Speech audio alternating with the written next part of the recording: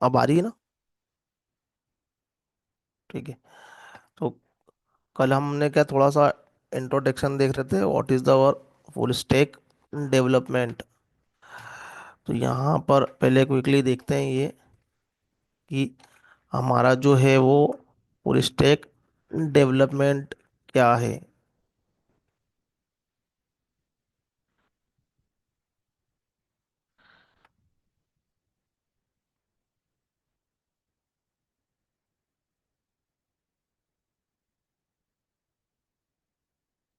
तो anybody in the industry who can work in the front end development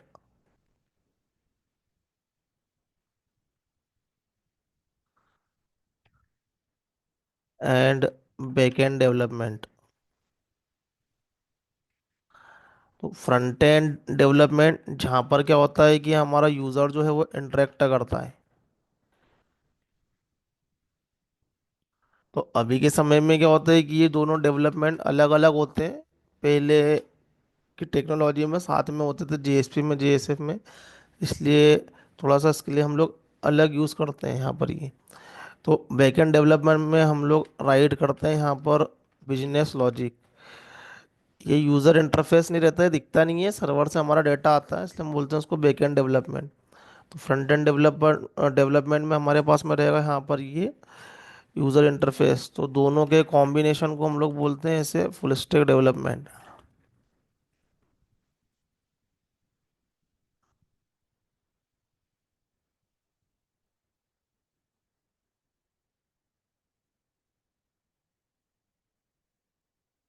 front end plus back and.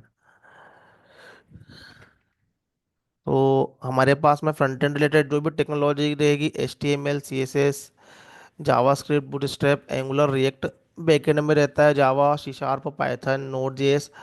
तो backend में हम लोग use करने वाले हैं जावा का। और यहाँ पर हमारे पास में डेटाबेस भी रहता है, it is a part of backend.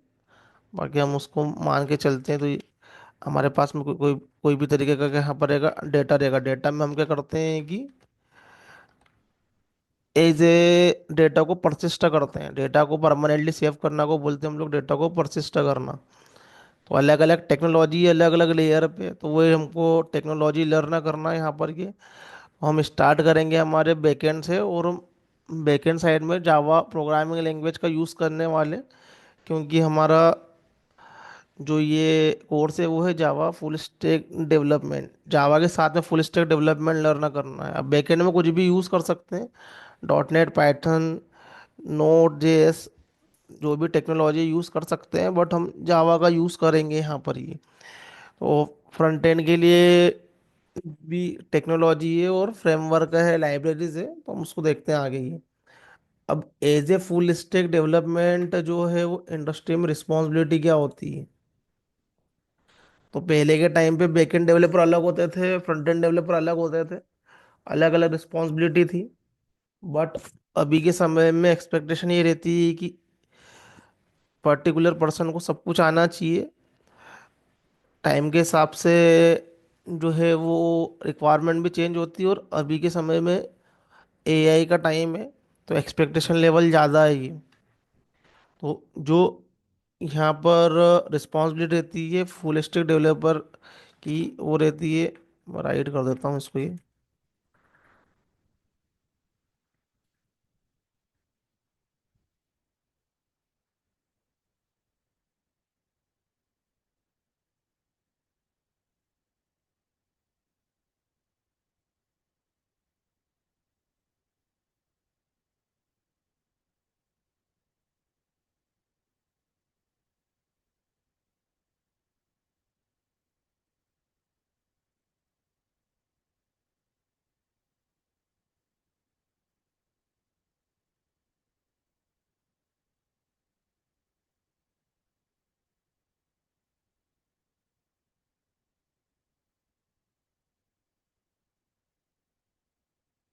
तो इंडस्ट्री में हम लोग जो सॉफ्टवेयर डेवलप करते हैं वो किसी ना किसी सॉफ्टवेयर डेवलपमेंट लाइफ साइकिल में करते हैं ये।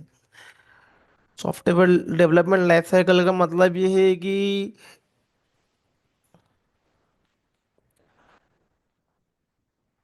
कहीं ना कहीं से सबसे पहले हमारे पास में क्या होता है कि सॉफ्टवेयर का जो होता है वो रिक्वायरमेंट आता है क्लाइंट साइड से। उसके बाद में वो उस पर एनालिसिस होता है, प्लानिंग होती है, फिर उसके लिए डिज़ाइन होता है, उसके बाद में डेवलपमेंट होता है, टेस्टिंग होती है, डिप्लॉयमेंट होता है, मेंटेनेंस फेज में जाता है। तो पूरा क्या होता है, सॉफ्टवेयर डेवलपमेंट लाइफ साइकिल हम लोग फॉलो करते हैं कि। तो software development life cycle follow करते हैं तो उसमें बहुत सारे लोग रहते हैं जो कि रिक्वायरमेंट गैदरिंग करने के लिए रहते हैं। हमारे बिजनेस एनालिस्ट रहेंगे उसमें, उसके बाद में आर्किटेक्ट रहेंगे, सीनियर मेंबर रहेंगे जो उस पर एनालिसिस करेंगे ये। फिर उसके बाद में हम लोग एज ए डेवलपर जो डेवलपमेंट करते हैं उनके ऊपर आता है बाद में ये। तो हर सॉफ्टवेयर डेवलपमेंट लाइफ साइकिल के हर फेज में अलग अलग रिस्पॉन्सिबिलिटी के यहाँ पर लोग रहते हैं। उसके बाद में वो क्वालिटी एश्योरेंस टीम के लिए जाता है, टेस्टिंग टीम उसके लिए काम करती है। तो as a full stack developer पहले हमारी रिस्पॉन्सिबिलिटी क्या आती है उस फेज में जहाँ पर हम डेवलपमेंट करते हैं, तो किस टाइप की रिस्पॉन्सिबिलिटी आती है फुल स्टैक डेवलपर के ऊपर। तो अभी के समय में तो काफ़ी चीज़ें आना चाहिए। तो जो मेन मेन रिस्पॉन्सिबिलिटी है जो कि as a full stack developer किसी भी इंडस्ट्री में हमको फेस करना, सबसे पहले तो है ये अंडरस्टैंडिंग द रिक्वायरमेंट।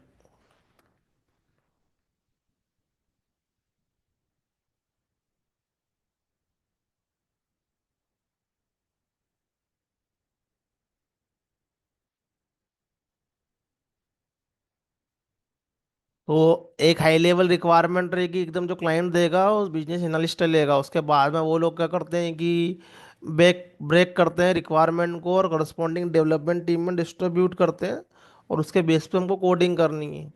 तो वो रिक्वायरमेंट हमको समझ में भी आना चाहिए किस तरीके से उनका रिक्वायरमेंट है वहाँ पर। तो हम कम्युनिकेट करते हैं हमारे बिजनेस एनालिस्ट से हमारे पर्टिकुलर प्रोजेक्ट के।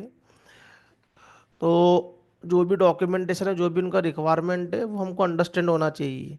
तो ये full as a full stack developer हमें रिक्वायरमेंट अंडरस्टैंड करते आना चाहिए यहाँ पर ही। तो अंडरस्टैंडिंग द रिक्वायरमेंट, फिर उसको एनालिसिस करना है।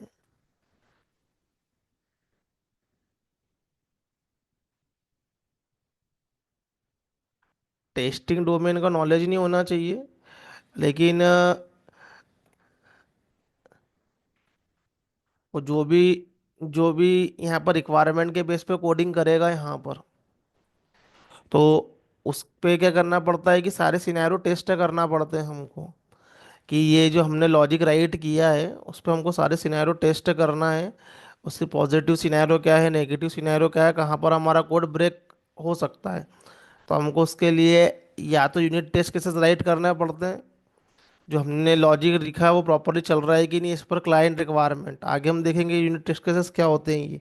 ये डेवलपर रिस्पॉन्सिबिलिटी है। और यदि नहीं करोगे तो आगे तो फिर हमारी क्यूए की टीम है ही उसको ब्रेक करने के लिए। वो सारे सिनेरियो टेस्ट करेगी, उनका काम यही है कि एप्लीकेशन को ब्रेक करना है कैसे भी ये। फिर वो डेवलपर पे ही आता है बाद में, फिर उसको अपने लॉजिक को अपने कोड को रेक्टिफाई करना पड़ता है ये।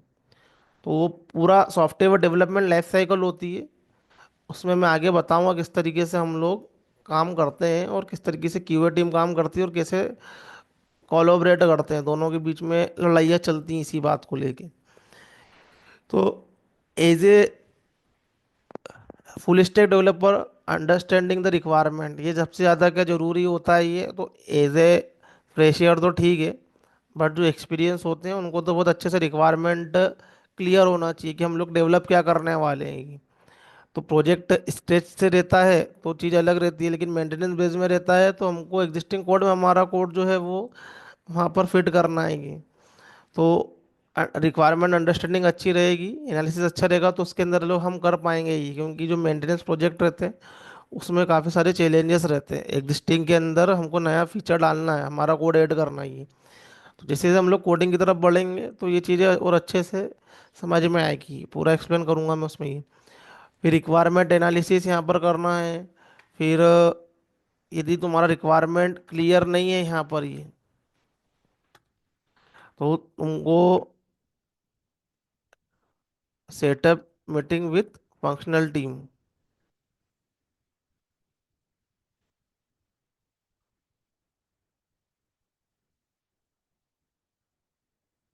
जब तक रिक्वायरमेंट क्लियर नहीं होगा, जब तक के डेवलपमेंट होगा नहीं। समझना आएगा करना क्या है। तो कई बार क्या होता है, रिक्वायरमेंट प्रॉपर हमको अंडरस्टैंड नहीं होता डॉक्यूमेंटेशन से, तो हमको फिर करस्पॉन्डिंग जो भी उसकी हमारी फंक्शनल टीम है, जो भी उसका बिजनेस एनालिस्ट है, उससे क्लियर करना पड़ता है क्या रिक्वायरमेंट है, और ये साइन ऑफ होते हैं ये। तो बड़ी इंडस्ट्री कैसे काम करती है, छोटी इंडस्ट्री कैसे काम करती है, वो मैं एक्सप्लेन करूंगा, बट ये प्रोसीजर फॉलो होता है।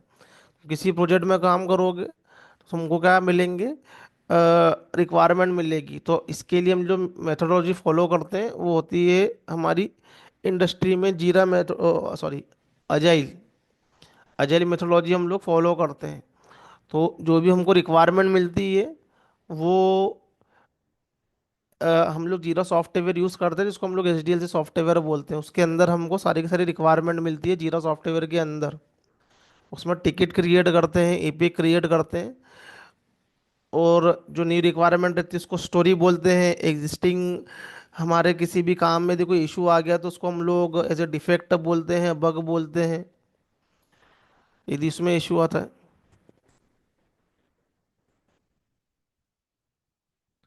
हाँ, तो इंडस्ट्री में हम ऐसे डायरेक्ट सॉफ्टवेयर डेवलपमेंट नहीं करते हैं, ये हम लोग एक प्रोसेस फॉलो करना पड़ता है।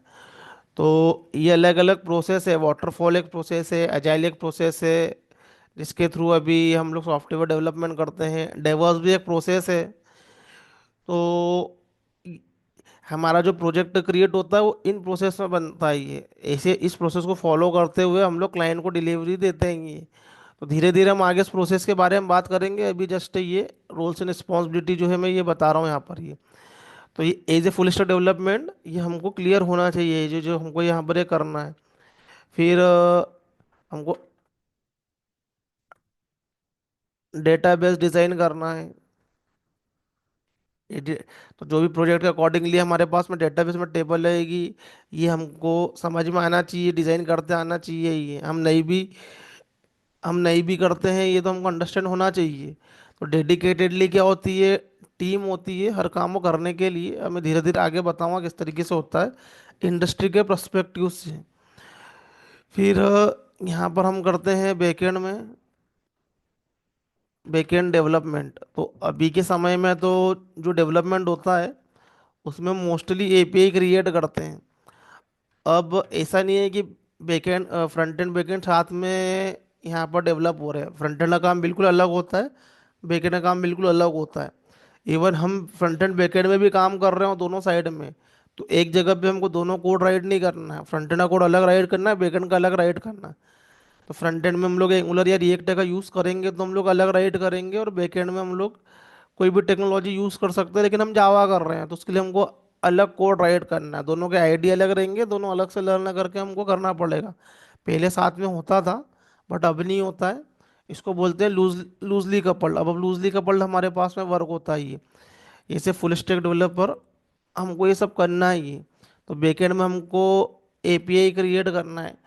अब जो भी हम लोग एपीआई क्रिएट करते हैं, एपीआई का मतलब ये होता है कि एप्लीकेशन प्रोग्राम इंटरफेस। तो जो भी हम लोग जावा के कोड से यहाँ पर हमारे बिजनेस के अकॉर्डिंगली जो भी लॉजिक क्रिएट करेंगे, तो वो जो लॉजिक है वो एक्सपोज रहना चाहिए ताकि उसको कोई भी यूज़ कर सके। तो हमारी फ्रंट एंड टेक्नोलॉजी उसको यूज़ करती है, उस डेटा को यूज़ करती है। डेवलपमेंट में समझ में आएगा ये, तो उसको हम वो बोलते हैं एपीआई।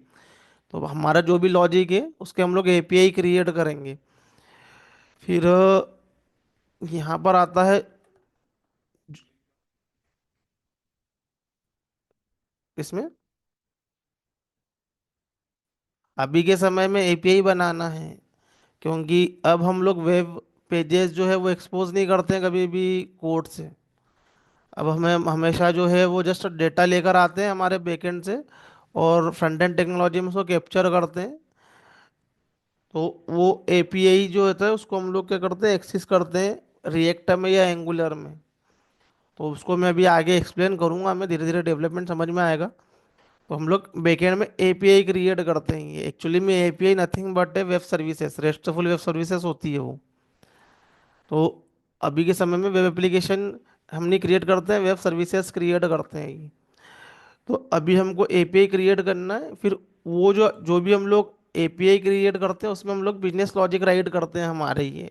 तो जो भी तुम कोडिंग का यूज़ करके लॉजिक राइट करोगे, तो एज ए इंटरव्यू में या फिर जो भी स्टार्टिंग में लर्न करते हैं, तो जो भी हम लोग लॉजिक राइट करते हैं उसमें हम लोग जो टर्मिनोलॉजी यूज़ करते हैं, वो जैसे वेरिएबल ले रहे हैं, एक्स वाई जेड ले रहे हैं, आई जे ले रहे हैं, ये सब नहीं लेते।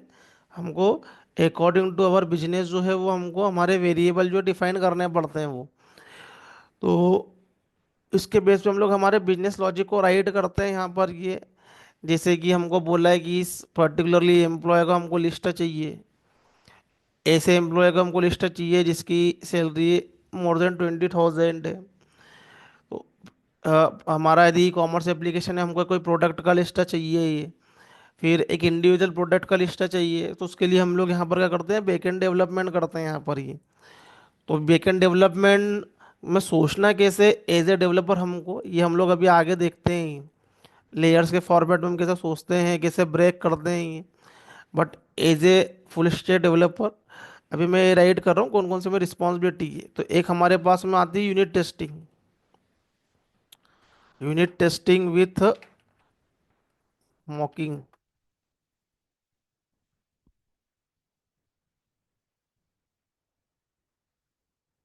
तो जो भी हम लोग हमारा लॉजिक राइट करते हैं उसके ऊपर हमको हमारे यूनिट टेस्ट केसेस राइट करने पड़ते हैं। तो यूनिट टेस्ट केसेस का मतलब ये होता है कि तुम्हारा लॉजिक जो है वो सारे सिनेरियो कवर कर रहा है कि नहीं कर रहा है। तो एज ए क्लाइंट, क्लाइंट का ये एक्सपेक्टेशन रहता है कि तुम्हारा जो लॉजिक है वो सारे के सारे सिनेरियो हैंडल करना चाहिए। तो जैसे कि तुम कैलकुलेटर के बेस पे कोई लॉजिक राइट कर रहे हो और एक कोई सा मेथड बना रहे हो एडिशन के लिए, अब उसके अंदर इनपुट दे रहे हो 2+2। तो 2+2 पॉजिटिव वैल्यू के लिए तो प्रॉपरली लॉजिक काम कर रहा है, लेकिन किसी ने 2+2 कर दिया, या फिर दोनों के दोनों नेगेटिव वैल्यू डाल दी, तो उस केस में क्या कर रहा है वो, तो सारे के सारे सिनेरियो हैंडल होना चाहिए तुम्हारा लॉजिक में। बिजनेस लॉजिक बहुत अच्छा होना चाहिए। अब बिजनेस लॉजिक की अच्छी प्रैक्टिस करने के लिए हमको प्रैक्टिस करना है हैकर रैंक पे, जहाँ पर हम लोग कोडिंग की प्रैक्टिस करते हैं हैकर रैंक पे।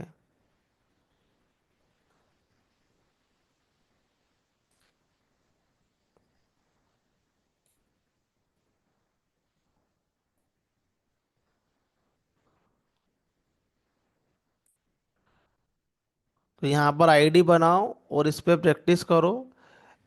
या एक हैकर रैंक होता है, या फिर लीड कोड होता है।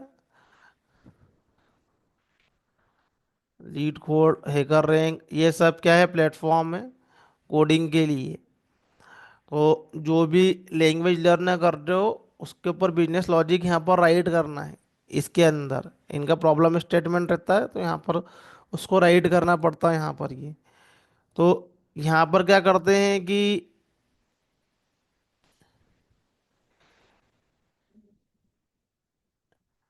यहाँ पर हम क्या करते हैं कि जब लोग लॉजिक को राइट करते हैं, तो यहाँ पर अलग अलग तरीके के प्रैक्टिस करने के हमारे पास में वो रहते हैं कि तुमको इंडस्ट्री के लायक प्रैक्टिस करना है या बेसिक से प्रैक्टिस करना है, तुम यहाँ पर लर्निंग कर रहे हो तो यहाँ पर ये।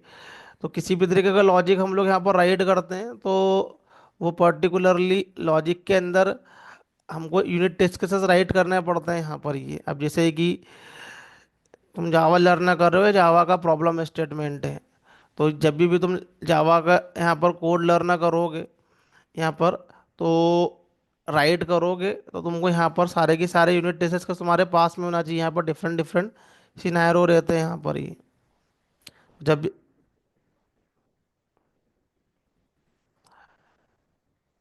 जैसे कि किसमें सैंपल इनपुट, मतलब ये है कि ये उनका रिक्वायरमेंट है ये। तो वो तुम्हारे पास में एक ये प्रॉब्लम स्टेटमेंट है ये, उसके बेस पर तुमको यहाँ पर लॉजिक राइट करना है। फिर वो लॉजिक में ये इनपुट डालेंगे तो ये आउटपुट आना चाहिए, ये उनका एक्सपेक्टेशन है ये यहाँ पर ये। और उससे रिलेटेड वो क्या है, कुछ यहाँ पर जो है वो एग्जाम्पल देते हैं कि मैं ये इनपुट डालूंगा तो मेरे पास में ये आना चाहिए, मैं ये इनपुट डालूंगा तो मेरे पास में ये आउटपुट आना चाहिए। तुमको ये प्रॉब्लम स्टेटमेंट अंडरस्टैंड करके अपना लॉजिक राइट करना है यहाँ पर ये। फिर तुम्हारा लॉजिक सही है कि नहीं सही है, तो उसके ऊपर क्या होते हैं, टेस्ट केसेस एग्जीक्यूट होते हैं, उसके ऊपर वो वैल्यू से एज ए इनपुट में जाती है वहाँ पर। तो ये वैल्यू एज ए इनपुट में जाएगी और उसके ऊपर ये आउटपुट आना चाहिए जो उनका एक्सपेक्टेशन आउटपुट है। यदि तुम्हारा एक्सपेक्टेड आउटपुट मैच कर रहा है, यदि वो इनपुट का वैल्यू डाल रहे हैं, तो तुम्हारे टेस्ट केसेस पास होंगे, मतलब तुम्हारा जो लॉजिक है वो काम कर रहा है ये। अदरवाइज तुम्हारा लॉजिक काम नहीं करेगा यदि तुम्हारे टेस्ट केसेस एग्जीक्यूट नहीं होते हैं।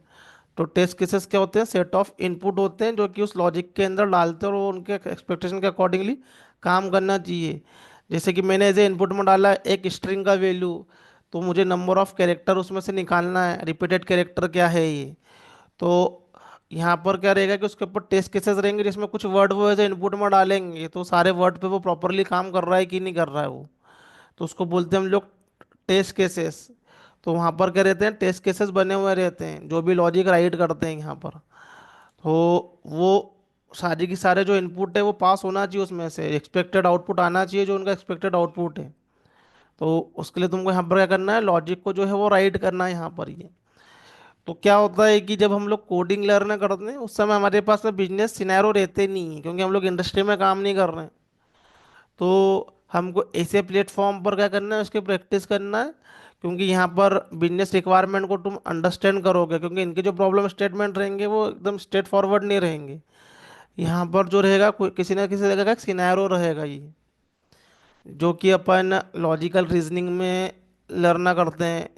जैसे कॉलेज के बाद में एप्टीट्यूड टेस्ट की प्रिपरेशन करते हैं, तो वो एप्टीट्यूड टेस्ट मतलब अपने दिमाग के अंदर अपन जो है वो अपनी लॉजिकल स्किल को इम्प्रूव करते हैं ये। तो बस वही लॉजिकल स्किल को कोडिंग में कन्वर्ट करना एक तरीके से ही है।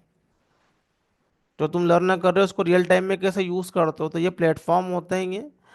तो इन प्लेटफॉर्म के ऊपर इंडस्ट्री क्या करती है कि उनके सब्सक्रिप्शन रहते हैं, वो फर्स्ट राउंड में तुमसे, इंटरव्यू राउंड में मोस्टली प्रोडक्ट बेस्ड वो क्या करते हैं कि टेस्ट लेते हैं। वो इन्हीं का टेस्ट रहता है, वो हैकर रैंक या लीड कोड का ही वो टेस्ट रहता है, वो देना पड़ता है वो प्रोडक्ट बेस्ड कंपनी में। तो उसका मतलब यही है कि they are checking your logical skill. तो उसमें क्या है कि जो भी तुम लॉजिक राइट करोगे उसमें यूनिट टेस्ट केसेस भी राइट करना पड़ता है, वैसे हमको प्रोजेक्ट में भी राइट करना पड़ता है जिसके अंदर सारे सिनेरियो हैंडल रहते हैं। बिजनेस सिनेरियो क्या हो सकता है क्या नहीं हो सकता है। जैसे कि तुमको एक रिक्वायरमेंट दे कि ये क्रेडिट कार्ड या डेबिट कार्ड है ये, तो वैलिडेट करो यहाँ पर। तो तुमको लॉजिक में राइट करना है कि एक डेबिट कार्ड में कितने नंबर होते हैं। फिर उसके अंदर जो है वो जिस नंबर से स्टार्ट होता है तो वो किस पर्टिकुलर बैंक का डेबिट कार्ड क्रेडिट कार्ड है, तो ऐसा एक रिक्वायरमेंट रहेगा, उसके ऊपर तुम लॉजिक राइट करोगे। तो वहाँ पर फिर उसके ऊपर यूनिट टेस्ट केसेस रहेंगे कि हम लोग अलग अलग नंबर डालेंगे। वो 5 डिजिट का हो सकता है, 6 डिजिट का हो सकता है, तो वो फेल कर जाना चाहिए वो, जब जब पर्टिकुलरली वो 60 डिजिट का रहता है तभी पास होना चाहिए। फिर उसके बाद में यदि इस कैरेक्टर से वो स्टार्ट है तो इस बैंक का है, यदि वो कैरेक्टर अवेलेबल नहीं है तो फिर उस बैंक का भी नहीं है। फिर सब नंबर ही होना चाहिए, उसमें कुछ न्यूमेरिक नहीं होना चाहिए, अल्फा न्यूमेरिक नहीं होना चाहिए। अल्फा न्यूमेरिक नहीं होना चाहिए, न्यूमेरिक न्यूमेरिक ही होना चाहिए। तो ऐसे हमको यूनिट टेस्ट केसेस राइट करने पड़ते हैं। तो ये as a unit test cases write करना भी एक स्किल होता है ये, अपने बिजनेस लॉजिक को टेस्ट करना। तो ये as a full stack developer जो होती है वो यहाँ पर ये रिक्वायरमेंट होती है ये कि तुमको ये सब नॉलेज चाहिए, तुमको ये सब आना चाहिए यहाँ पर ये। फिर इसके बाद में हमें कोड कवरेज निकालना पड़ता है।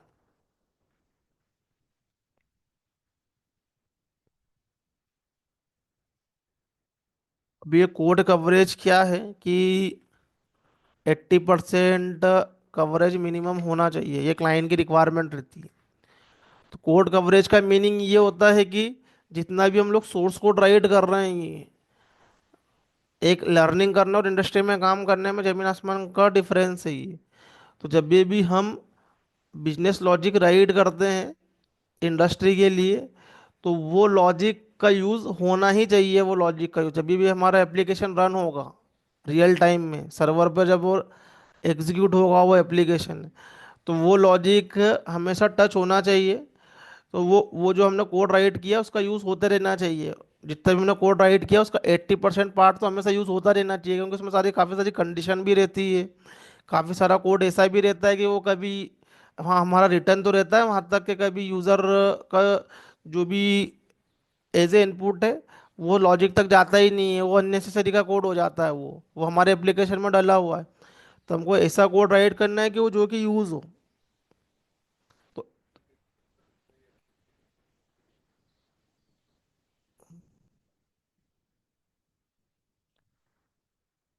वो वो ऐसा डेवलपमेंट के टाइम पर क्या होता है कि बहुत सारा कोड ऐसा रहता है कि कभी ये वाला सिनेरियो आएगा ही नहीं, और ये वाला सिनेरियो आ गया तो वो हमारा इस कंडीशन में ख़त्म हो जाएगा।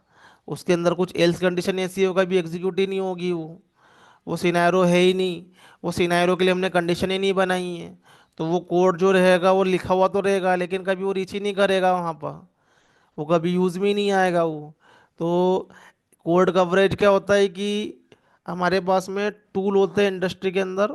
एक होता है सोनार क्यूब, तो वो कोड कवरेज निकाल के देता है, एक रिपोर्ट निकाल के देता है हमें ये। एक हमारे पास में जे यूनिट होता है जो हमारे यूनिट टेस्ट के साथ जो एग्जीक्यूट करता है यहाँ पर ये। तो यहाँ से ये पता चलता है कि हमारा कोड जो है वो कितना यूज होगा, कितना कवर होगा, यहाँ से ये पूरा रिपोर्ट में पता चलता है ये कि ये जो कोड रिया है ये कोड लिखा है कभी रीच होगा कि नहीं होगा। कुछ कोड ऐसा रहता है वो अनरीचेबल रहता है, उसको हम डेड कोड बोलते हैं। तो वो टूल जो है काफ़ी सारी चीज़ें निकाल के देता है हमारे लिए कि यहाँ पर अननेसेसरी कोड कौन सा है, अननेसेसरी वेरिएबल कौन सा है, डुप्लीकेट वेरिएबल कौन सा है, वल्नरेबिलिटी कहाँ पर है, कहाँ पर जो है वो ऐसा कोड लिखा हुआ है कि जो हैकर उसको हैक कर सकता है।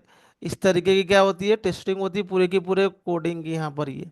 और जब हम लोग ये कोड कवरेज में बताऊंगा किस तरीके से निकालते हैं तो ये अंडरस्टैंड होगा यहाँ पर, जैसे उसकी रिपोर्ट बनती है वो सब हमारा सोनार की टूल देख लेता है।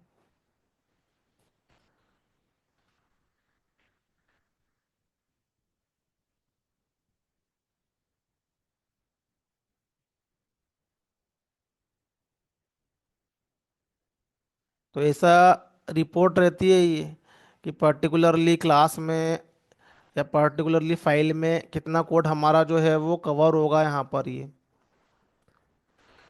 तो हमको क्या करना पड़ता है कि जो हमारी कोड कवरेज जो है वो, कोड कवरेज रिपोर्ट निकलती कैसी एक्चुअली में, कोड कवरेज हमारी रिपोर्ट बनती है based on our test cases.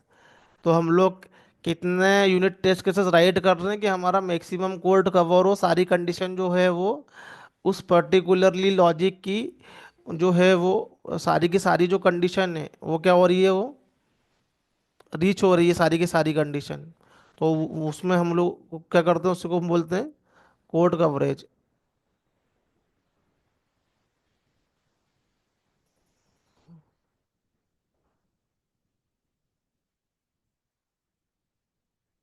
अभी तुम्हारा क्वेश्चन था कि हमको पता कैसे चलेगा। पता ऐसे चलेगा, वो हमको ऐसे नहीं पता चलता है, हमको सब सब कुछ कवर करना है बेस्ड ऑन हमारे यूनिट टेस्ट केसेस। मतलब तुमने एक यदि कैलकुलेटर का लॉजिक राइट किया तो उसमें कितने सिनेरियो हो सकते हैं उस पर्टिकुलर लॉजिक को टेस्ट करने के, पॉजिटिव सिनेरियो, नेगेटिव सिनेरियो। तो सारे के सारे सिनेरियो पे तुमको यूनिट टेस्ट केसेस राइट करने हैं। तो तुम एक मेथड राइट करोगे, हो सकता है उस मेथड को चेक करने के लिए, वेरीफाई करने के लिए 10 यूनिट टेस्ट केसेस राइट करो जिसके अंदर सारे सिनेरियो हैंडल हो। तो ये सारे के सारे यूनिट टेस्ट केसेस पास होंगे, और जितने भी तरीके के उसके अंदर और इनपुट हो सकते हैं बेस्ड ऑन डेट हमारा क्या होता है, कोड कवरेज कैलकुलेट होता है। तो हमको मैक्सिमम से मैक्सिमम सिनेरियो को उस लॉजिक के अंदर कवर करवाना है, ये हमारी रिस्पॉन्सिबिलिटी है ये। तो ये जितना अच्छा यूनिट टेस्ट केसेस रहेगा उतना अच्छा तुम्हारा लॉजिक रहेगा जो तुमने यहाँ पर लॉजिक को राइट किया है। मतलब कि जब तुम्हारा एप्लीकेशन लाइव होगा तो ब्रेक होने की संभावना कम है तुम्हारे लॉजिक की, यदि तुम्हारा कवरेज अच्छा है तो, क्योंकि तुमने सारे के सारे सिनेरियो हैंडल किए हैं जब तुम डेवलपमेंट ही कर रहे हो। तो जो एक्सपीरियंस डेवलपर रहते हैं वो यूनिट टेस्ट के राइट भी नहीं करते तो भी उनका लॉजिक अच्छा रहता है, क्योंकि वो एक तरीके से एक्सपीरियंस हो जाते हैं, वो नॉलेजेबल हो जाते हैं, उनको पता है लॉजिक को कैसे राइट करना है। बट जो ऐसे न्यू कमर्स रहते हैं, वो हैप्पी सिनेरियो को ही राइट करते हैं, नेगेटिव सिनेरियो सोचते नहीं है, क्योंकि उनको इतना एक्सपीरियंस नहीं है कि कोड को टेस्ट भी कैसे करना है, कौन कौन सा सिनेरियो अपने को देखना है, और बहुत सारे इम्पैक्ट एनालिसिस भी करने पड़ते हैं। तो बड़े बड़े जो प्रोजेक्ट होते हैं, जैसे कि लाइक हम लोग वेब सर्विसेज की बात कर रहे हैं, तो हमारे कोड में से हो सकता है कोई दूसरा सर्वर कॉल हो रहा हो, उसका रिस्पॉन्स हमारे पास में आएगा, उसके डेटा पे हमारा आगे का लॉजिक डिपेंड है। तो ये सब कुछ भी हमको एनालिसिस करना पड़ता है। तो बिजनेस लॉजिक राइट करना इतना स्ट्रेट फॉरवर्ड नहीं है, डिपेंड करता है यहाँ पर ये। तो जैसे जैसे डेवलपमेंट करेंगे, ये सब चीज़ें हमारे सामने आती जाएगी, सारे सिनेरियो आते जाएंगे ये। तो ये कोड कवरेज निकालना as a full stack developer की क्या होती है, रिस्पॉन्सिबिलिटी भी होती है ये। फिर फ्रंट एंड डेवलपमेंट।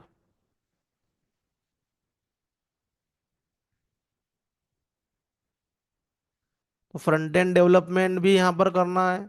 अब फ्रंट एंड डेवलपमेंट जहाँ पर हमारा यूज़र को क्या होगा, हमारा काम दिखेगा, वो वेब पेज जो हैगा वो दिखेगा, तो ये डेवलपमेंट भी करना है और उसको बैकएंड से इंटीग्रेट भी करना है यहाँ पर ही। फिर फ्रंट एंड डेवलपमेंट के अंदर भी क्या होता है, अभी कोड कवरेज निकलता है, एंगुलर के अंदर भी कोड कवरेज निकलता है, जिसमें तुम फ्रंट एंड को टेस्ट करते हो, फ्रंट एंड के लॉजिक को चेक करते हो। ये Angular is a framework, React is a library. Angular के अंदर end to end software development solution है, उसके अंदर लॉजिक भी राइट होता है, टेस्ट भी होता है, वो कोड डिप्लॉय भी होता है। बट रिएक्ट एक लाइब्रेरी होती है। लाइब्रेरी का मतलब ये होता है कि जस्ट एक सेट ऑफ कोड है, एक पर्टिकुलर प्लेस पे वो जस्ट यूज होगा वो। ऐसा क्या, एंगुलर के अंदर बहुत सारी लाइब्रेरी होती है, हर काम के लिए लाइब्रेरी है ये।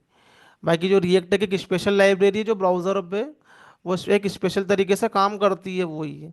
एंगुलर रिएक्ट के पास में सारे के सारे जो है सॉल्यूशन नहीं है, एंगुलर के पास में सारे सॉल्यूशन है। मतलब सॉफ्टवेयर को डेवलप करते हैं तो काफ़ी चीज़ें लगती है, कोड को राइट करना, उसको टेस्ट करना, उसके लिए टेस्टिंग की लाइब्रेरी होना चाहिए, फिर उसको बाद में उसको बिल्ड करना।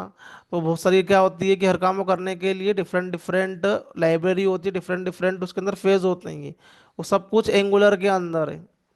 थर्ड पार्टी लाइब्रेरी को हम एंगुलर में इंटीग्रेट कर सकते हैं, लेकिन रिएक्ट कोई फ्रेमवर्क नहीं, एक लाइब्रेरी है, वो एंड टू एंड सॉल्यूशन नहीं है वो, किसी भी फ्रंट एंड डेवलपमेंट को पूरा के पूरा डेवलपमेंट करने का यहाँ पर ये। तो एंगुलर ज़्यादा उसमें काम रहता है, सीखने के लिए थोड़ा बड़ा है ये, रिएक्ट में इतना सीखने के लिए इतना बड़ा कोर्स नहीं रहता, क्योंकि रिएक्ट एक सर्टेन प्लेस पे ही काम करता है वो, उसका एक स्पेशल वर्क है, वो एंड टू एंड सॉल्यूशन नहीं है पूरा की पूरा ही। तो यहाँ पर हम लोग क्या करते हैं कि फ्रंट एंड डेवलपमेंट जो है वो करना, ये भी हमारे से फुल स्टैक डेवलपर की रिस्पॉन्सिबिलिटी है। उसके बाद में आता है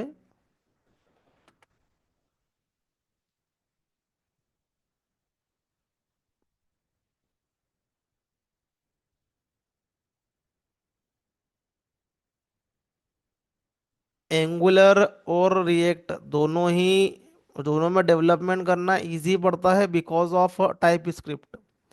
तो जो टाइप स्क्रिप्ट जो लैंग्वेज है, तो हमको क्या करना पड़ता है कि यूआई में भी लॉजिक राइट करना पड़ता है, बट वो जो लॉजिक होते हैं,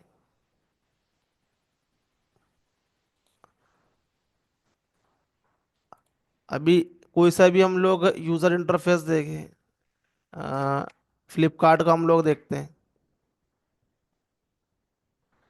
तो यहाँ पर तुम्हारे पास में जो है ये एक कार्ट है यहाँ पर ये।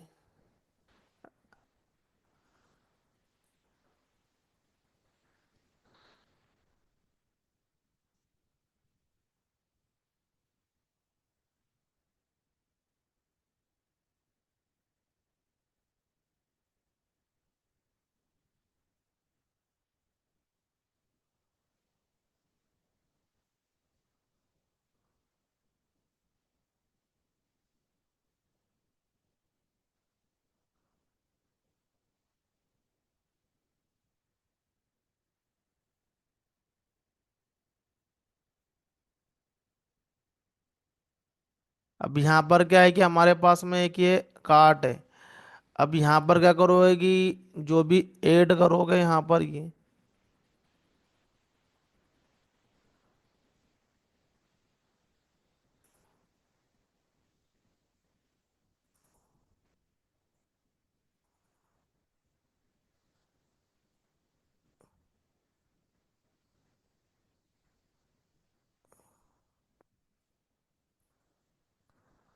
तो ये हमने हमारे कार्ड में जो है ये उसको ऐड किया यहाँ पर, ये मोबाइल को ये, तो वो यहाँ पर ऐड हो जाएगा ये। तो क्या होता है कि जब भी हम लोग यहाँ पर कुछ ऐड कर रहे हैं या उसका यहाँ पर प्राइसिंग हो रहा है, तो ये कैलकुलेशन होता है पीछे ये।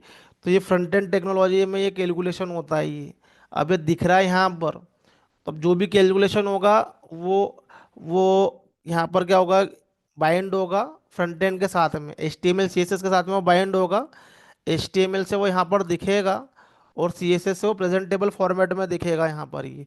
तो ये बहुत अच्छे तरीके से अपने को यहाँ पर शो हो रहा है, यहाँ पर ये एक प्रेजेंटेबल फॉर्मेट। अब ये इसके अंदर ये कार्ड है ये एक तरीके से ये। तो वहां पर भी क्या बिजनेस का लॉजिक है, अब ये कैलकुलेशन किया है यहाँ पर, तो ऐसा तो है नहीं बिजनेस लॉजिक सिर्फ जावा में हम लोग राइट कर सकते हैं। बिजनेस लॉजिक को हम लोग किसी भी लैंग्वेज में राइट कर सकते हैं। अब फ्रंट एंड के जो बिजनेस लॉजिक रहेंगे वो हमारे जावा स्क्रिप्ट में रहते हैं। इसके ऊपर क्या होता है, इसके अंदर कहीं ना कहीं पर ब्राउजर के अंदर जो है वो जावा स्क्रिप्ट का जो कोड है वो एग्जीक्यूट हो रहा है ये, हमारे पर्टिकुलर फ्रंट एंड टेक्नोलॉजी के अंदर। तो यहाँ पर अंदर जावास्क्रिप्ट का कोड एग्जीक्यूट हो रहा है, जहाँ पर क्या हो रहा है, लॉजिक कैलकुलेट हो रहे हैं। उसके बाद उसके अंदर डेटा की बाइंडिंग हो रही है उस पर्टिकुलरली HTML और CSS के थ्रू। यहाँ पर क्या हो रही है, डेटा की जो हो रही है वो बाइंडिंग हो रही है यहाँ पर ये HTML और CSS के थ्रू। तो यहाँ पर बाइंडिंग करना हो प्योर HTML CSS में, तो हमको क्या करना पड़ता है, उसके लिए कोड राइट करना पड़ता है। लेकिन एंगुलर में या रिएक्ट में बाइंड करना, वहाँ पर क्या स्ट्रेट फॉरवर्ड डायरेक्टली बाइंडिंग हो जाती है। कुछ स्पेशल हमको वहाँ पर टैग यूज़ करने पड़ते हैं, वहाँ पर ऑटोमेटिकली बाइंडिंग होती है डेटा की। तो वहाँ पर जो है वो राइट करना बहुत ईजी होता है वहाँ पर, UI का काम हमारे लिए काफ़ी इजी हो जाता है। और वहाँ पर जावास्क्रिप्ट का कोड हम लोग राइट नहीं करते, वहाँ पर हम लोग टाइप स्क्रिप्ट का कोड राइट करते हैं। तो जो टाइप स्क्रिप्ट जो है वो एक तरीके से उसका जो कोड होता है वो दिखने में जावा की तरह होता है। जावा स्क्रिप्ट में कोड करना थोड़ा सा डिफिकल्ट भी रहता है और ट्रिकी भी रहता है, और बहुत बड़ा कोड रहता है तो बहुत कंफ्यूजिंग भी रहता है। बट टाइप स्क्रिप्ट का जो कोड है वो इजी रहता है, वो दिखने में जावा की तरह रहता है, वो ऑब्जेक्ट ओरिएंटेड फॉर्म में हम लोग उसको राइट करते हैं। तो डेवलपर के लिए ऐसे इजी हो जाता है उसमें कोड राइट करना। बट वो जो कोड है टाइप स्क्रिप्ट है वो लास्ट में जावा स्क्रिप्ट में कन्वर्ट होता है, और उसके बाद में वो ब्राउज़र पे वो आता है, वो एंगुलर हो कि रिएक्ट हो, वो पहले वो कोड जो है वो कन्वर्ट होगा टाइप स्क्रिप्ट से जावा स्क्रिप्ट में।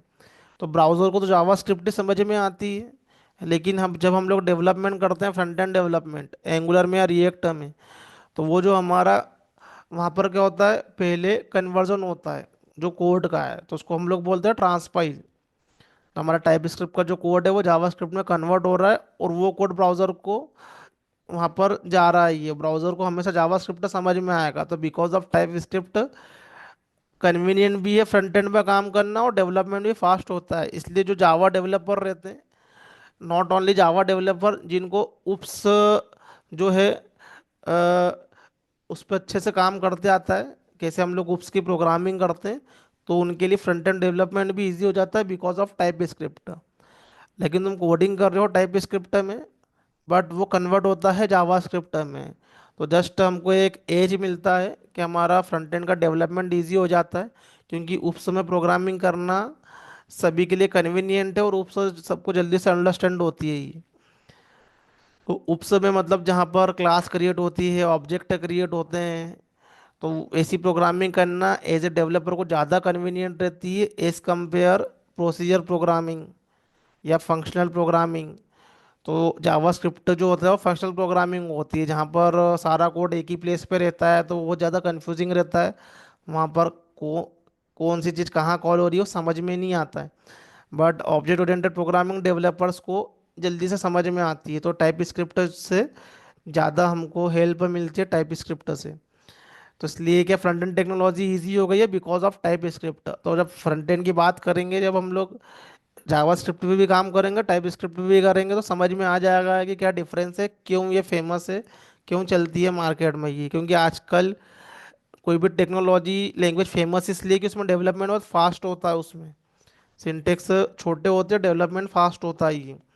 बट वो बात की बात है, पहले हम ये अंडरस्टैंड कर रहे हैं कि क्या हमारे फुल स्टैक डेवलपर की रिक्वायरमेंट है। तो ये हमारा ये फ्रंट एंड डेवलपमेंट भी हमको करना है, फिर हमको बैक एंड और फ्रंट एंड का यहाँ पर क्या करना है, इंटीग्रेशन करना है।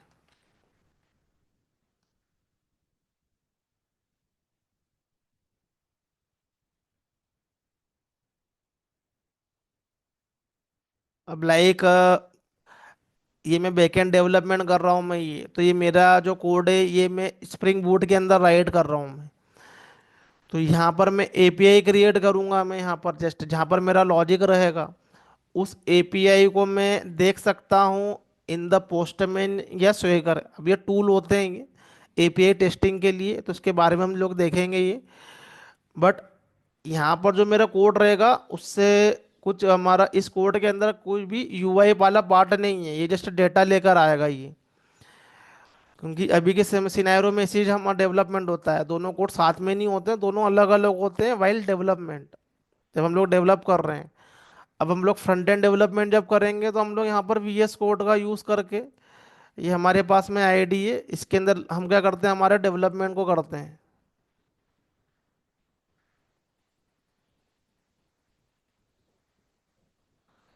पूरा फ्रंट एंड वाला पार्ट अभी के समय में अलग ही होता है पूरा के पूरा डेवलपमेंट। तो ये तुमको ये आईडी पे करना है, एक सारा के सारा जो काम है ये वो एंगुलर का काम हुआ, किसी भी तरह का काम हो, ये एंगुलर का प्रोजेक्ट है। यहाँ पर तुम्हारा जो भी सोर्स कोड रहेगा यहाँ पर वो इस तरीके से राइट रहेगा यहाँ पर ये एंगुलर में ही। तो अब ये जो कोड है ये एक्चुअली में टाइप स्क्रिप्ट का कोड है ये, लेकिन ये दिखने में क्या होता है कि जावा की तरह होता है, तो वो हमारे लिए कन्वीनियंट रहता है ये। यहाँ पर हम लोग जावा स्क्रिप्ट का कोड राइट नहीं करते हैं, यहाँ पर टाइप स्क्रिप्ट लैंग्वेज का करते हैं। अब ये गूगल की एक लैंग्वेज है, उसकी एक स्टोरी है। उनने एक अलग पर्पज से बनाई थी, लेकिन वो बाद में उन्होंने उसको चिपका दिया यूआई टेक्नोलॉजी में, तो काफ़ी डेवलपमेंट में हेल्प हो गई और कोड फास्ट हो गया, क्योंकि ऑब्जेक्ट ओरिएंटेड प्रोग्रामिंग करना डेवलपर के लिए ज़्यादा कन्वीनियंट है ये। तो यहाँ पर टाइप स्क्रिप्ट में हम लोग कोडिंग करते हैं, हमारा H T M L C S S को हम लोग सेपरेट करते हैं यहाँ पर। और बाद में क्या होता है जब भी ये कोड को हम लोग ब्राउज़र पे एग्जीक्यूशन के लिए पहुँचाते हैं, ब्राउज़र हमको देखना है हमारा फ्रंट एंड को, क्योंकि फ्रंट एंड वाला जो पार्ट है वो एग्जीक्यूट कहाँ पर होता है, हमारा ब्राउज़र के ऊपर होता है ये। तो ब्राउज़र को टाइप स्क्रिप्ट समझ में नहीं आती है, ब्राउज़र को जावा स्क्रिप्ट समझ में आती है। तो ये जितना भी हम लोग डेवलपमेंट करेंगे वो सब ट्रांसपाइल होगा, वो कोड का कन्वर्जन हो जाएगा, वो जो हमारा ये जो टाइप स्क्रिप्ट का कोड है वो कन्वर्ट होगा जावा स्क्रिप्ट के अंदर। और वो कोड जो कन्वर्ट हुआ वही ब्राउजर के ऊपर जाता है वो। तो जब हम लोग डेवलपमेंट कर रहे हैं जब टाइप स्क्रिप्ट पे कर रहे हैं, लेकिन जब एग्जीक्यूशन हो रहा है तो वहाँ पर जावा स्क्रिप्ट का एग्जीक्यूशन होता है ब्राउजर के ऊपर, ब्राउजर को जावा स्क्रिप्ट ही समझ में आता है। हाँ, एक टीएस फाइल होती है, एक जेएस फाइल होती है, ब्राउजर को जेएस फाइल ही समझ में आती है। तो टाइप स्क्रिप्ट लैंग्वेज जो है वो जावा की तरह दिखती है लेकिन होती नहीं है, पूरा एग्जीक्यूशन बहुत अलग है, लेकिन एज ए डेवलपमेंट हमारा काम इजी हो जाता है, क्योंकि जहाँ पर क्लास बेस्ड लैंग्वेज है वो इस पे कोडिंग करना सभी के लिए ज़्यादा इजी होता है। Object oriented programming.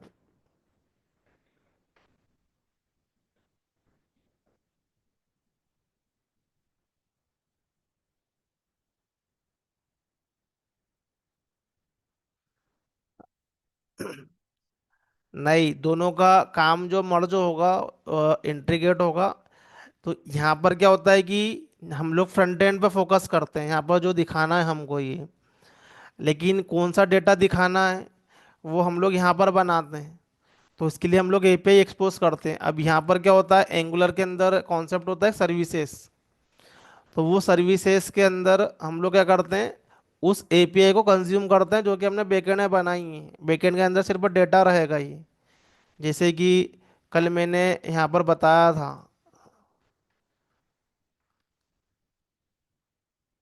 Product Jason data. अब ये क्या है कि ये एक फेक एपीआई है ये।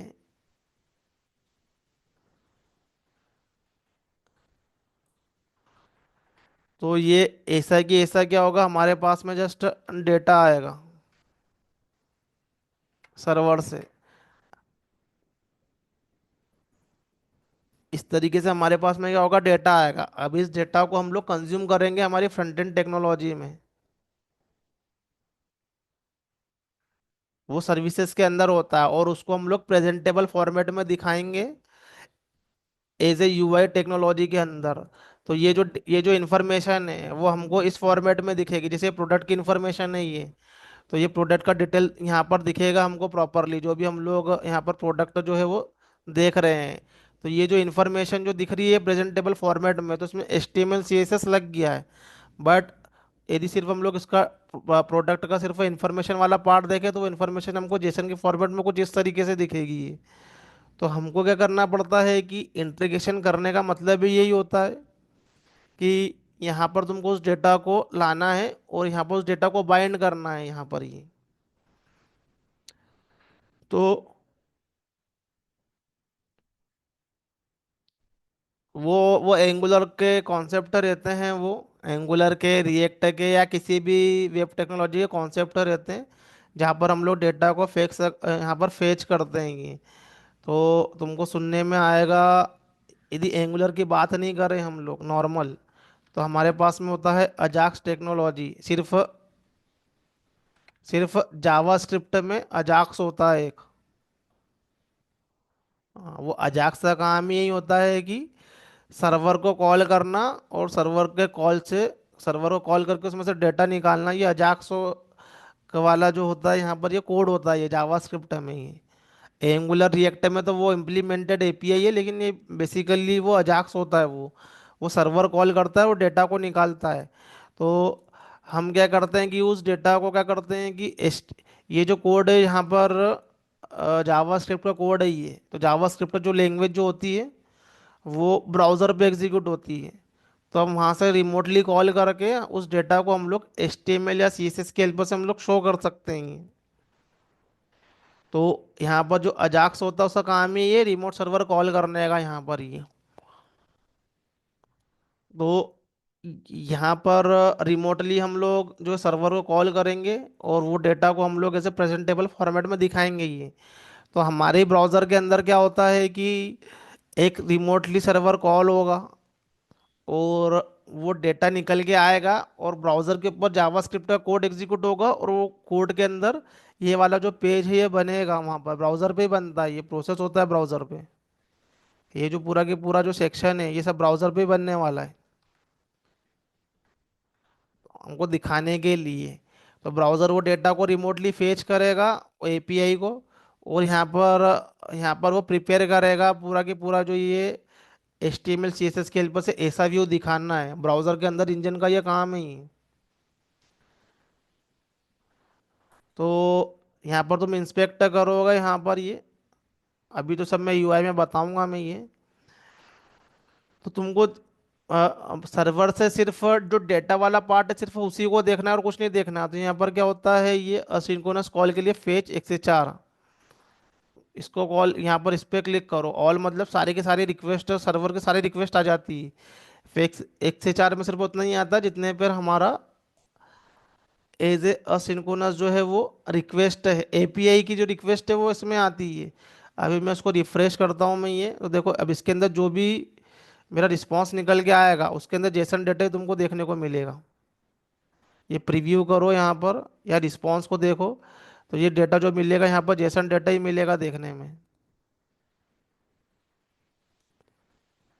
तो ये सब सर्वर की रिक्वेस्ट है ये। अब ये डेटा आने के बाद में क्या होता है यहाँ पर जो है अ, वो HTML CSS के ऊपर बाइंड होता है। वो यहाँ पर जावास्क्रिप्ट का एक कोड एग्जीक्यूट होता है, जिसके ऊपर वो कोड जो है, वो जो डेटा है वो HTML CSS पे लगता है वो ये। अभी मैं एक इस मोबाइल पे यदि मैं यहाँ पर क्लिक करूँ मैं, सिंपल,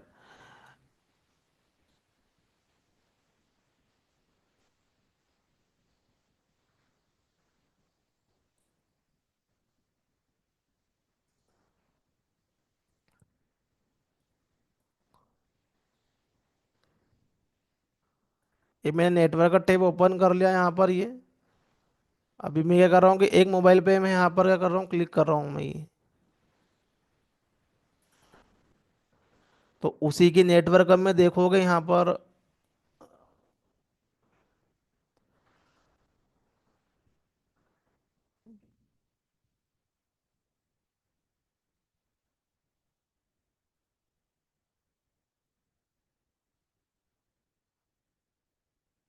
रिस्पॉन्स है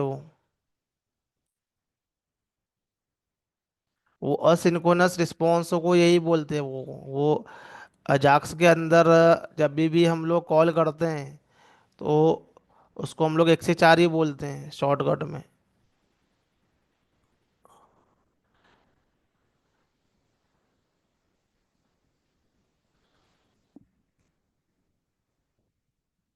अभी उसकी पूरी स्टोरी रहती है, वो HTML CSS देखते हैं जब उसके अंदर टॉपिक आता है जावास्क्रिप्ट में अजाक्स का। तो उसमें सब ये चीज़ें क्लियर होती है, ये कि किस तरीके से हम लोग डेटा को क्या करते हैं कि फेच करते हैं और वो फेच किए हुए डेटा को बाइंड करते हैं। तो HTML CSS में जस्ट तुमको क्या होगा, शो होगा। HTML CSS में जब हम लोग टैग लर्न करते हैं तो हमको जस्ट शो होता है कि ये टैग का यूज़ करो तो ऐसा पेज दिखता है, ये टैग का यूज़ करो तो ऐसा पेज दिखता है। यदि हमको हेडिंग दिखानी है, पैराग्राफ दिखाना, तो ये टैग यूज़ करो तो ऐसा दिखता है। इमेज दिखानी है तो ये वाला टैग यूज़ करो, इमेज डालो तो ऐसा इमेज आ जाएगा यहाँ पर ये। तो ये सब लर्न करते हैं जब फिक्स कंटेंट रखते हैं। बट कंटेंट क्या होता है कि डायनामिकली रहता है, based on user input content change हो सकता है ये। तो उसको हम लोगों को डायनामिक करने के लिए जावास्क्रिप्ट की हेल्प से वो डायनामिक होता है। अभी मैंने यहाँ पर क्या करा कि सर्च करा मैंने यहाँ पर इलेक्ट्रॉनिक आइटम में सैमसंग, तो मुझे सारे के सारे सैमसंग के फ़ोन दिखेंगे। तो ये मैंने सैमसंग की डिमांड करी मैंने, तो सैमसंग के सारे फ़ोन आए, तो डायनेमिकली क्या हुआ मेरे पास में रिस्पॉन्स आया ही। तो ये पूरा की पूरा क्या होता है कि ये यहाँ पर ये बनता है ये।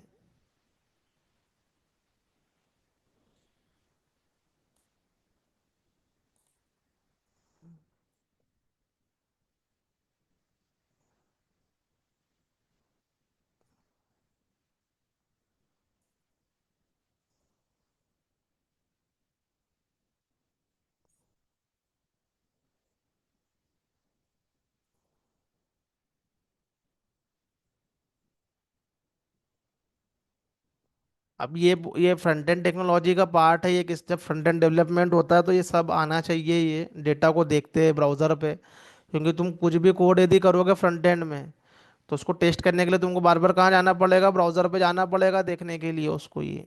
तो ये सब आना चाहिए। ये तुम मोबाइल की प्रोग्रामिंग करते हो तो iOS की या एंड्रॉयड की, तो उसके आउटपुट को कहाँ पर देखते हो।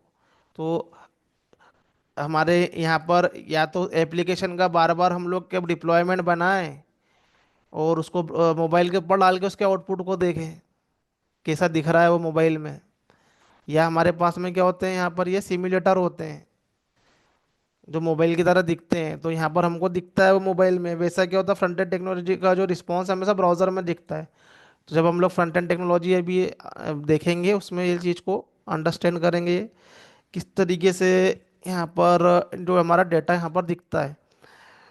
तो अभी तो मैं ये बता रहा हूँ कि as a full stack developer हमारे पास में क्या क्या रिस्पॉन्सिबिलिटी होती है। तो इंटीग्रेशन होता है, फिर हमारे पास में क्या होगी, इंटीग्रेशन की भी टेस्टिंग करना पड़ती है। क्योंकि क्या होता है कि फ्रंट एंड बैक एंड का कोड जब भी हमने मर्ज किया और उसकी टेस्टिंग की कि डेटा वाला पार्ट तो हमारा बैक एंड से आ रहा है लेकिन फ्रंट एंड के ऊपर जो है वो प्रॉपरली शो हो रहा है कि नहीं हो रहा, कहीं ब्रेक तो नहीं हो गया। तो इसकी भी हमको क्या करना पड़ती है, टेस्टिंग करना पड़ती है यहाँ पर ये। तो ये सब एज ए एनालिटिकल स्किल होना चाहिए फुल स्टैक डेवलपर को। ऑटोमेटिकली ये चीज़ें क्या होती है, धीरे धीरे करके आ जाती है ये जो एक्सपीरियंस होते हैं। बट जैसा कि जैसे कोई एक्सपीरियंस पुट कर रहा है तो उसको वो चीज़ें क्लियर हो कि मैं क्या करने वाला हूँ। तो वाइल्ड डेवलपमेंट ये चीज़ें भी क्या माइंड में रहे कि हम लोग जो लर्न कर रहे हैं उसको यूज़ कैसे करेंगे, क्या क्या हमें रिस्पॉन्सिबिलिटी रहेगी। तो माइंडसेट पहले क्लियर होना चाहिए हमारे लिए। फिर ये जो भी हम लोग कोड करते हैं, फ्रंट एंड ना करो या बैक एंड ना करो, तो जब इंडस्ट्री के अंदर बहुत सारे डेवलपर होते हैं तो वो कोड आपस में कैसे कोलैबोरेट करते हैं, कैसे शेयर करते हैं, क्योंकि एक ही प्रोजेक्ट पे बहुत सारे लोग काम कर रहे होते हैं।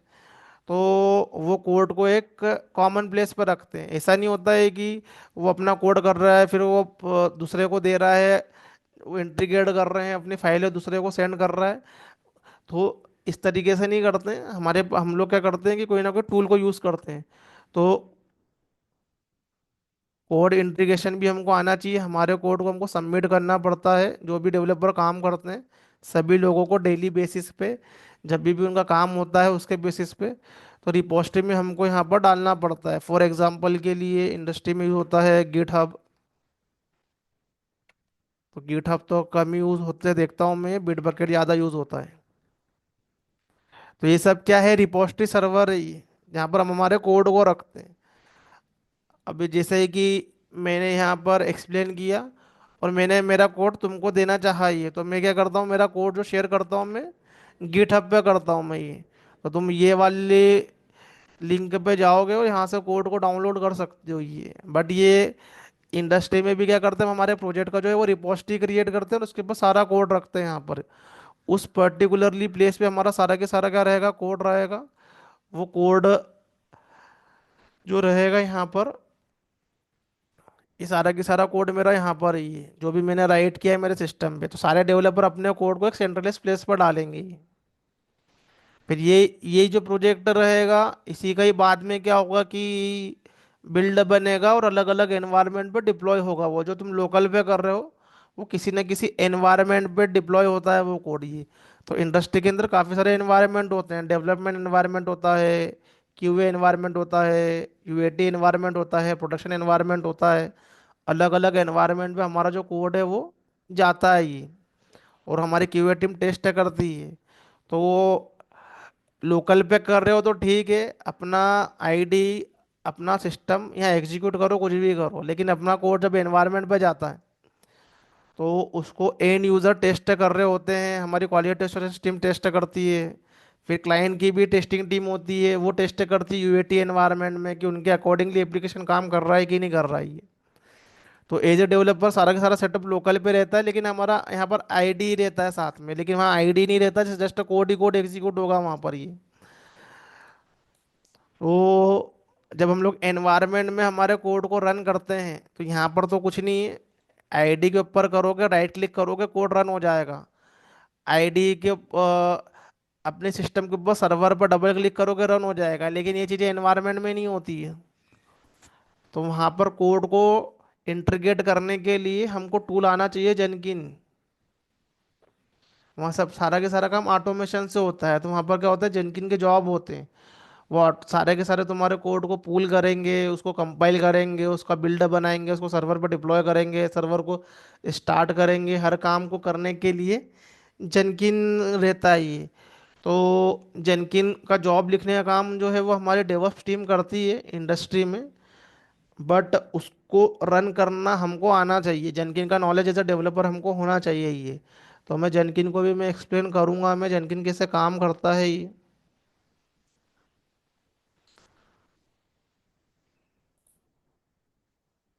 तो यहाँ पर तुम्हारा क्या होगा, ये कोड इंटीग्रेशन होगा। फिर एक होता है कोड रिव्यू,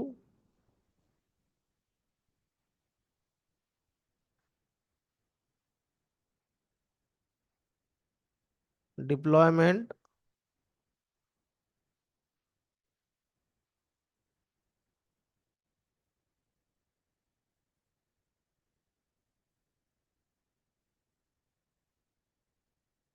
लॉग मॉनिटरिंग और एप्लीकेशन सपोर्ट।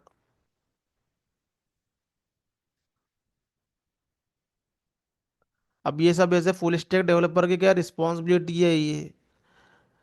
तो ये रिस्पॉन्सिबिलिटी पे, ये जो रिस्पॉन्सिबिलिटी जो है ये हमको ऐसा अंडरस्टैंड करते करते हमको टेक्नोलॉजी लर्न करना है, फ्रेमवर्क लर्न करना है और कुछ प्रोजेक्ट अब बनाना है, तब हमको ये सब रिस्पॉन्सिबिलिटी जो है वो फील होती है। वो यदि हमने काम किया है तो ये, वो काम नहीं किया है तो फिर साइड बाय साइड सब चीज़ें करते जाना ताकि हम लोग हर रिस्पॉन्सिबिलिटी को अंडरस्टैंड कर सकें।